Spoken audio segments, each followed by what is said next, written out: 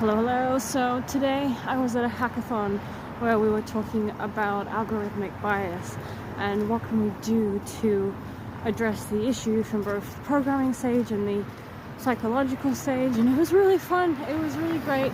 I felt like such a nerd in the right place, like finally talking to people that are on that kind of level. No offense to everyone I love in my life, but you know, I've nerded out about weird things.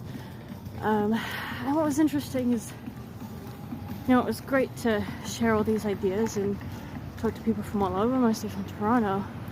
And it was a beautiful group of people, and they were super supportive, and I got to talk about the 100 Days of Color so many times, and I'm so used to like not going too deep into it. I kept having to hold back, and they're asking me questions, and it was great to talk about how decolonization of the mind is so crucial to addressing algorithmic bias, because the algorithms are just perpetuating and exemplifying the stuff that already happened, because our algorithms and these programs learn from us, right? We're the humans that program it, and it's learned to give us what we want and what we think we need, and that is all subject to our biases. So it was really nice to talk to people about that, and there's so much I could go on about, and so many people were just saying to me, like, why don't you have a podcast? Like, why don't you talk about this stuff? Like, this is so interesting. Like, are you doing events? Da da da da da.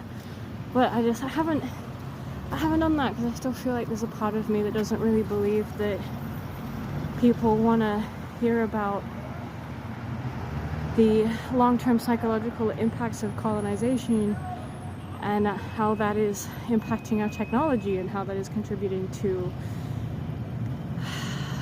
our mindsets and our collective depression and our election results and the recommendations, and how, like, I don't think people want to hear me talk about how social media keeps us in a surface level consciousness, and it's an easy distraction and we get so hooked onto it because we are too afraid to address what's going on in our minds, and we don't have practice with dealing with our emotions in a effective, deep way, so we distract ourselves. But when we're constantly distracted by social media, we become subject to the programming of social media, and that's kind of scary. So I do workshops on bias and looking at how we can work with our emotional state and our internal narratives to address bias in the moment in ourselves, not just an algorithmic thing, because in the end, changing a system doesn't change your psychology, right? You can change the system all you want, but if you don't change the mindset behind the system, is it change? And if it is, it's probably temporary.